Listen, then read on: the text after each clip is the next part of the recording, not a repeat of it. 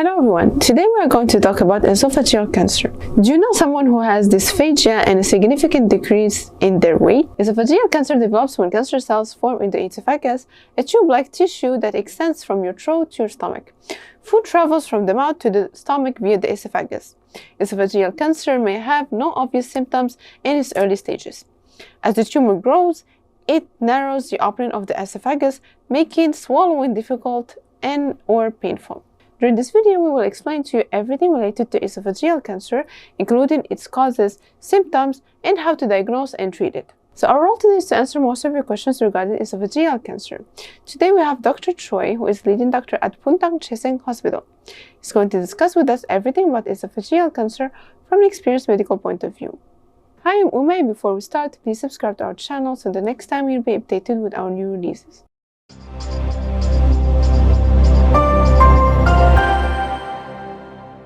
Good afternoon, Dr. Choi. Nice to meet you. Can you please present yourself?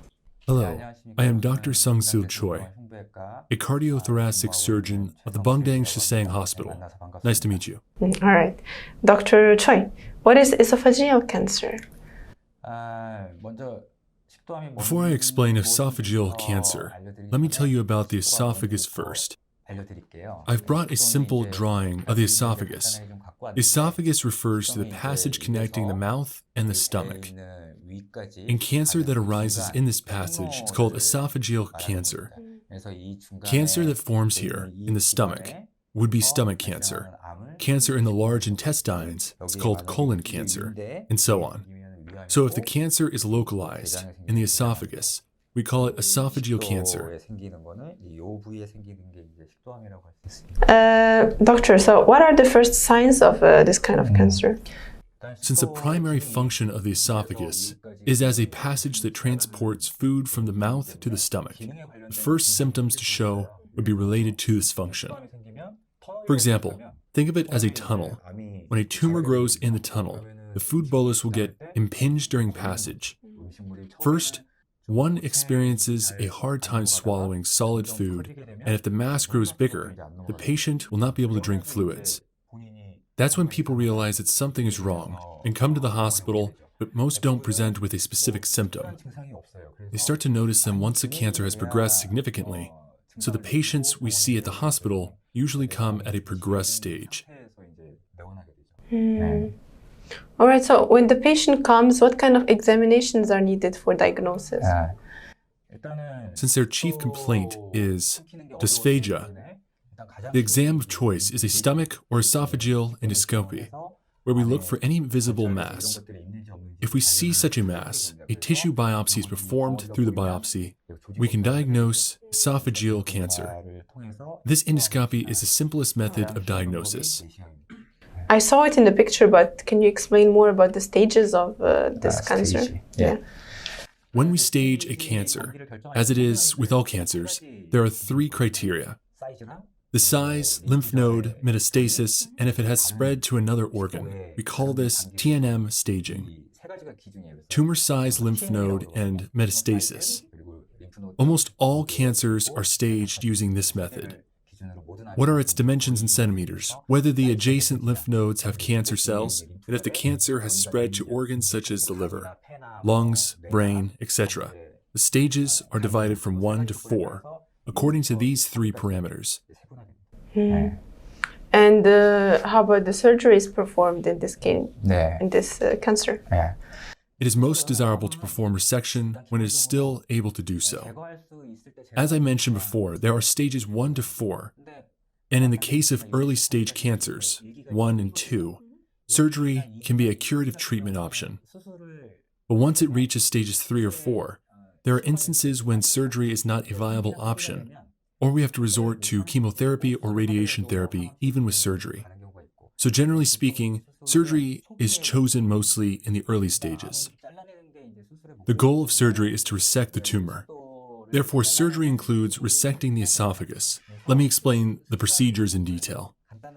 This here is the esophagus, as I've pointed out, which means the cancer is located somewhere along here, which we now have to resect. But once we have resected the esophagus, the food can't reach the stomach, right? So we have to create a separate passageway. But with what? there isn't yet an artificial esophagus that we can use. In this case, we have to pull the stomach located in the abdomen and stitch it up here to make the passage. So the stomach comes all the way up to the chest. This picture on the left shows a stretched stomach connected to the remaining part of the esophagus. This is how a standard esophageal surgery looks like. Okay.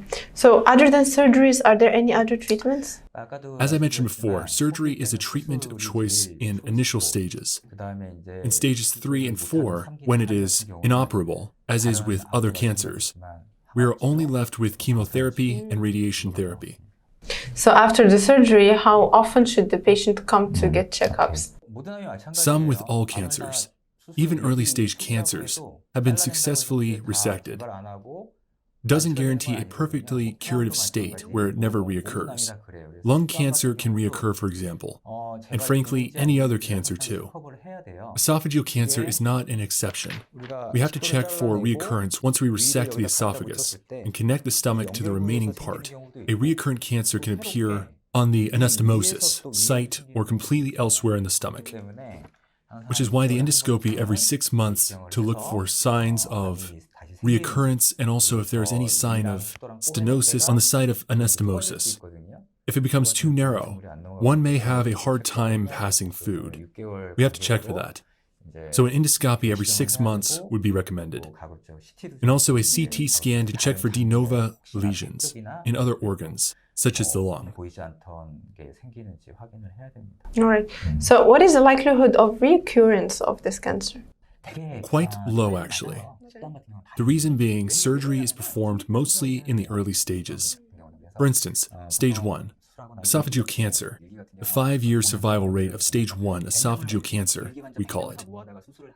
We count how many stage 1 patients survive 5 years after the surgery. Now, the number may sound good or bad depending on the person, even in an early stage. It is less than 50%. So the prognosis is bad compared to other cancers. Okay. So is the hereditary or the heredity factor also affects the occurrence of this cancer? I don't think it would help if I state a specific percentage. Let me put it this way. All cancers have a certain hereditary etiology. Thus, if the parents or relatives have esophageal cancer, we would have to pay extra attention and perform more endoscopies than otherwise. And they also have to try and avoid known carcinogens such as alcohol and tobacco. So after this surgery, or after esophageal cancer surgery, is there a lifestyle that should be followed, or we can just go ahead and live a normal lifestyle? After esophageal surgery, you have to pay more attention to your eating habits because before surgery, the stomach is located in the abdomen, and it used to be able to expand after food consumption. But since the stomach is now in our chest, within the chest we have our heart and lungs to each side. So if the stomach expands as it used to, the lungs and heart could become compressed. In addition, there is a risk for reflux when you consume too much, so you have to eat less. And in multiple small portions, for example, divide it into 6 meals a day instead of 3, and to not lie down immediately after eating, in case of reflux and vomiting. So try to work out lightly right after eating, to aid in downing food through gravity, those types of things. Other than these, there aren't big differences prior to surgery in our daily lives. How about alcohol and smoking? An absolute no. It is harmful in all cancers, not only esophageal cancer. If you drink after surgery and smoke, the reoccurrence is much higher, and even in individuals without genetic risks, have an increased chance of reoccurrence. So last question, what can you say to our viewers who wants to prevent this kind of cancer? Avoid any risk factors to esophageal cancer, alcohol, tobacco, etc. And in the case of Korea, the healthcare system provides a regular endoscopy program for people in their 40s and 50s. So I would recommend people who reach their 40s to go and have an endoscopy every 1 or 2 years, since it's not a complicated procedure, and this can raise the chances of early diagnosis. A successful surgery following early diagnosis can ensure a healthy life. As I mentioned before, once you're having symptoms, it's late. So try to receive frequent checkups before you develop symptoms to allow early diagnosis and try to avoid tobacco and alcohol. Exercise regularly. This would help in enjoying a life away from the risks of cancer.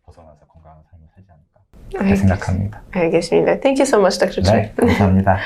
Today, the doctor explained in details everything related to esophageal cancer, including its symptoms, types, as well as diagnosis and management. Thank you for joining us once again today at CloudHospital TV. If you have any questions or comments, please leave them below and we'll respond to you as soon as possible.